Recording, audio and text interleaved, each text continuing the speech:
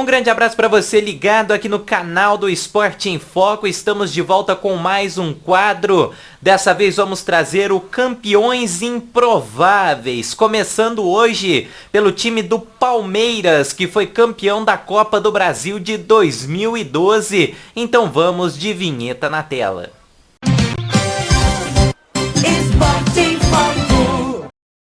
Antes de começar o vídeo, eu queria pedir para que você se inscrevesse em nosso canal, curtisse, compartilhasse o vídeo com os seus amigos, porque o vídeo de hoje é bastante especial. Estamos estreando um quadro novo aqui no nosso canal e vamos relembrar a você, torcedor palmeirense e torcedor de outras equipes também, que não se lembra de alguns campeões que chegaram de maneira improvável a grandes finais e se sagraram campeões. Hoje então, em mais uma dessas situações, vamos relembrar o time do Palmeiras de 2012, que foi campeão da Copa do Brasil. Naquele ano, o Palmeiras era comandado pelo Felipão, Luiz Felipe Scolari, e vinha de um jejum de 9 anos sem conquistar títulos nacionais. O último havia acontecido em 2003, quando o Palmeiras foi campeão da Série B, bem verdade, né? Mas não deixa de ser um título nacional. E o último título nacional de expressão que o Palmeiras tinha conquistado nos anos anteriores foi a Copa dos Campeões de 2000. Então naquele ano o Palmeiras encerrava um jejum e se tornaria bicampeão da Copa do Brasil, já que havia conquistado também no ano de 1998. Passando para você a equipe base do Palmeiras que conquistou aquela Copa do Brasil de 2012. Tinha o goleiro Bruno no gol, Arthur na lateral direita, Maurício Ramos e Thiago Heleno eram zagueiros, Juninho lateral esquerdo, meio de campo com Márcio Araújo, Marcos Assunção, João Vitor e Valdívia, no ataque Mazinho e Barcos. Esse então era o time do Palmeiras. E olha, se a gente for destacar aqui 3 jogadores de um maior nível técnico, dá para falar do Marcos Assunção, do Valdívia, que apesar das lesões era um grande jogador, e o Barcos, que foi peça fundamental para a conquista daquela Copa do Brasil. É bom a gente citar também outros jogadores que apareceram durante a campanha. O próprio zagueiro Henrique, que em alguns momentos chegou a atuar como volante, foi peça importante pro Felipão. Ele estava retornando da Europa após uma passagem frustrada, foi inclusive contratado pelo Barcelona em uma das contratações inusitadas que o Barcelona acabou fazendo, e o Barcos acabou ficando de fora dos 2 jogos das finais contra o Coritiba. O Barcos teve um quadro de apendicite e o Betinho foi o escolhido para ser o seu substituto e também foi importante na final. Palmeiras, essa base, essa equipe que eu acabei de falar, foi o Palmeiras campeão invicto, é bom lembrar, invicto da Copa do Brasil de 2012. É bom a gente lembrar que essa foi a última edição da Copa do Brasil em que as equipes que estavam na Libertadores não participavam. De 2013 em diante, que a Copa do Brasil abriu espaço para as equipes que estavam na Libertadores, até para ter um nível técnico maior nas competições de mata-mata da CBF.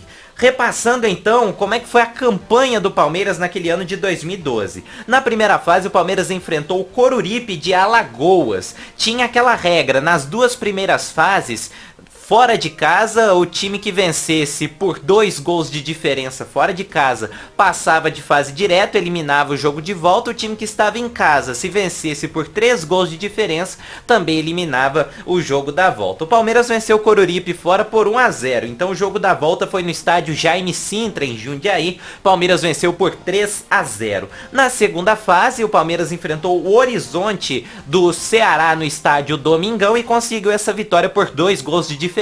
Venceu por 3-1, eliminou, portanto, o jogo da volta. Já nas oitavas de final, aí o Palmeiras avançou nas 2 fases iniciais, chegou às oitavas e enfrentou o Paraná Clube. Fora de casa venceu por 2-1 e dentro de casa 4-0, foi soberano nessas 2 fases. E detalhe, nas oitavas de final da Copa do Brasil, nesse jogo contra o Paraná, o Bruno acabou assumindo a meta do Palmeiras. O Palmeiras, antes, pelo Campeonato Paulista, no final de semana que antecedeu esse jogo contra o Paraná da Copa do Brasil, enfrentou a Ponte Preta e o Deola, que até então era o titular, falhou em 2 gols da Ponte Preta e foi sacado pelo Filipão, que deu uma oportunidade para o Bruno.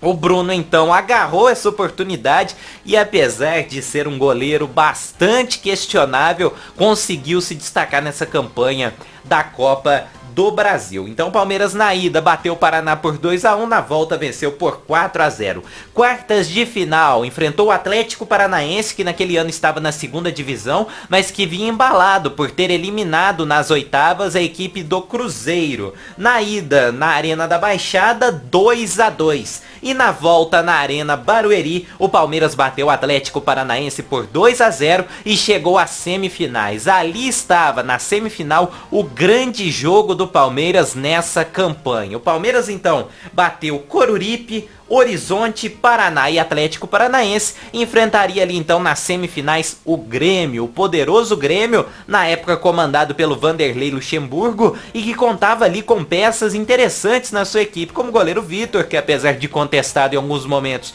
é um goleiro de nome. Contava com Gilberto Silva na zaga, contava com Kleber, Gladiador e Marcelo Moreno no ataque, então era assim uma equipe de respeito. O jogo da ida foi no Estádio Olímpico. Olímpico ainda funcionava na época. O Palmeiras ali chegando não tinha o favoritismo, né, naquela semifinal. Chegou então para fazer o jogo de ida fora de casa. O Grêmio surpreendeu, o Luxemburgo fez algumas mudanças, acabou entrando ali com o Kleber, que vinha numa fase ruim, mas era um jogador de importância e que na temporada anterior havia jogado pelo Palmeiras, então quem sabe é o Luxa querendo contar com uma lei do ex.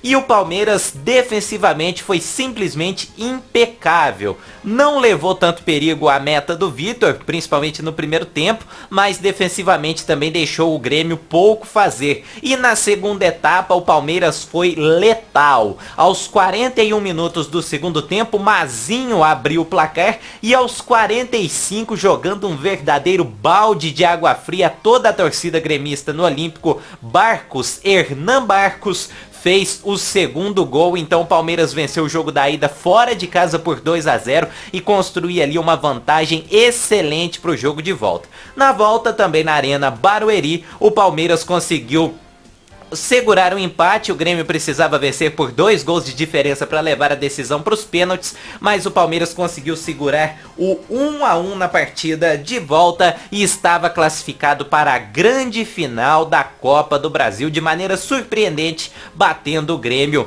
e seguindo invicto na competição. É bom a gente ressaltar também. Então o Palmeiras eliminou o Grêmio e chegou para a final para enfrentar o Coritiba, que tinha um excelente time naquela época. O Coritiba já havia chegado à final da Copa do Brasil da edição anterior, perdeu para o Vasco que tinha uma boa equipe na época. Então o Palmeiras enfrentaria o Coritiba, que vinha para sua segunda final consecutiva de Copa do Brasil, comandado ali pelo Marcelo Oliveira, que contava com nomes muito interessantes na equipe, como Everton Ribeiro, como o próprio Rafinha, o goleiro Vanderlei. Então era um time bastante forte do Coritiba, que chegava para a final da Copa do Brasil. O Palmeiras então jogaria ali o primeiro jogo dentro de casa, situação inédita nessa disputa da Copa do Brasil. E o Palmeiras foi muito seguro nesse primeiro jogo da final. Venceu por 2-0, gols de Valdívia, e ali a surpresa, né, acabou aparecendo naquele jogo pelo seguinte: o Barcos, como eu já havia dito, teve um quadro de apendicite, desfalcou o Palmeiras nos 2 jogos das finais, e o Betinho acabou entrando em seu lugar, bastante contestado também o Betinho, mas fez 2 grandes partidas nas finais. No jogo de ida ele sofreu o pênalti que o Valdívia converteu no 1-0 e o Thiago Heleno fez o 2-0, e aí a gente pode destacar a bola parada do Marcos Assunção, que sempre fazia a diferença, mas nessa Copa do Brasil foi mais importante do que nunca. O Palmeiras, portanto, criava ali uma grande vantagem, 2-0 na partida de ida, gols de Valdívia e Thiago Heleno, e poderia perder até por um gol de diferença no Couto Pereira, que se sagraria campeão da Copa do Brasil. Na volta, Couto Pereira lotado, a torcida do Coritiba na expectativa de conseguir se sagrar campeão da Copa do Brasil, já que no ano anterior tinha ficado no quase. Então o Palmeiras tinha vantagem, mas contaria com uma grande pressão da torcida coxa branca. O Coritiba saiu na frente, jogando ali uma pressão incrível para cima do Palmeiras. Ayrton fez 1-0, o que acabou deixando ali os jogadores do Palmeiras um pouco mais ligados, vendo que a vantagem a qualquer momento poderia ir por água abaixo, mas apareceu de novo Marcos Assunção, cobrança de falta venenosa pra dentro da área, o Betinho apareceu pra escorar e mandou pro fundo das redes, voltando ali a igualdade no marcador, deixando o Palmeiras novamente tranquilo na partida. Portanto, Betinho, o cara das duas finais, junto ali, é bom a gente destacar também, do Marcos Assunção. 1-1 com a ida, 2-0, Palmeiras campeão da Copa do Brasil de 2012. Poucas pessoas colocavam fé naquele time do Palmeiras, mas foi campeão invicto, batendo o Coritiba, que tinha uma grande equipe na época. É bom a gente lembrar também, essa foi a última edição da Copa do Brasil que se encerrou no meio do ano, porque a partir do ano seguinte, com a entrada das equipes que estavam na Libertadores, a Copa do Brasil, até para deixar o calendário um pouco mais espaçado, tinha que se encerrar ali no final do ano. Então, essa Copa do Brasil de 2012 foi a última sem as equipes da Libertadores e a última a se encerrar no meio do ano. O que poucos torcedores do Palmeiras imaginavam é que meses depois o Palmeiras seria rebaixado para a segunda divisão do Campeonato Brasileiro. O Felipão, que em certo momento foi dado como herói por conseguir com uma equipe de baixo nível técnico ser campeão da Copa do Brasil, meses depois seria demitido. Gilson Klein assumiria a equipe do Palmeiras e seria rebaixado para a segunda divisão, mas com uma boa parcela de culpa do Luiz Felipe Scolari, que não conseguiu tirar dessa equipe no Brasileirão o mesmo que fez na Copa do Brasil. Então o Palmeiras em 2013 foi para a Libertadores, mas disputando a segunda divisão do Campeonato Brasileiro. Então são coisas do futebol, coisas do destino. O Palmeiras no mesmo ano foi campeão da Copa do Brasil e rebaixado para a segunda divisão.